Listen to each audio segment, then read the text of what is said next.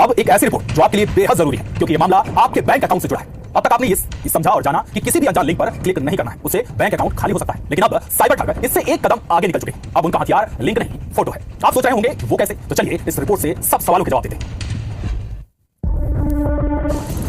अब लिंक हो गई गुजरे जमाने की बात। अब व्हाट्सएप पर फोटो भेज रहे साइबर ठग और फिर पल भर में बैंक खाता हो जाता है खाली। जी हाँ, साइबर फ्रॉड का ये लेटेस्ट पैटर्न डराने वाला है, पर ये हकीकत है। अब साइबर ठग लोगों को व्हाट्सएप पर फोटो भेजकर उनके बैंक खाते खाली कर रहे हैं। ऐसा पहला मामला सामने आया है जबलपुर से। ये है जबलपुर के प्रमोद कुमार जैन, जो पेशे से व्यापारी है।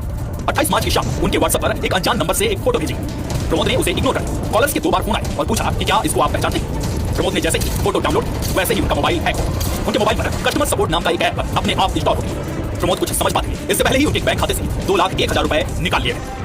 मेरे को मैंने फोटो भेजी थी, आपने फोटो डाउनलोड बताया, पहचान नहीं पहचानती। मैंने कुछ सवाल पूछे, मैं तुम मेरे को परेशान करते हो। मैंने पूछा मैं नहीं पहचानता। इतनी बात कहने के बाद तुरंत मेरे खाते से एक बार 1 लाख रुपया और दूसरी बार 1,01,000 रुपया तुरंत हमारे खाते से निकल गए। व्हाट्सएप पर फोटो डाउनलोड करवाकर बैंक खाता साफ करने का यह मामला पेचीदा है, जिसे सुलझाने में अब जबलपुर पुलिस की साइबर सेल जुट गई। पुलिस के आला अधिकारी भी साइबर ठगी के इस नए पैटर्न को देखकर हैरान है। हालांकि जिस नंबर से व्हाट्सएप फोटो भेजी गई उसकी लोकेशन जामताड़ा झारखंड की निकली है और ठगे गए पैसों का विड्रॉल हैदराबाद के एक एटीएम से सामने आया है। नया एक तरह का मामला है जिसमें प्रदीप जैन को एक मोबाइल नंबर से ठग के द्वारा एक इमेज भेजी जाती है। जैसे वो इस इमेज को खोलता है तो तत्काल एक ऐप डाउनलोड होकर वो उसके फोन को हैक कर लेता है और 1 रुपया निकाल के और फिर 2 बार 1 लाख रुपए तत्काल उसके, क्योंकि मोबाइल नंबर ठग के पास चला जाता है तो सारी चीजें उसकी जो जानकारी है ठग के पास होती है और उसके बैंक से 2 लाख रुपए निकाल लेता है। और ये सूचना फिर तत्काल साइबर क्राइम पोर्टल भी देता है, हमें भी देता है, साइबर से इसकी जांच कर रही है। लेकिन कुल मिलाकर किसी भी तरह का कोई भी लिंक को अगर आप खोलेंगे तो निश्चित रूप से ठगे जाएंगे। ये इस समय की सबसे बड़ी विडंबना है। इस ठगी से हैरान जबलपुर पुलिस और साइबर सेल ने ये एडवाइजरी जारी की।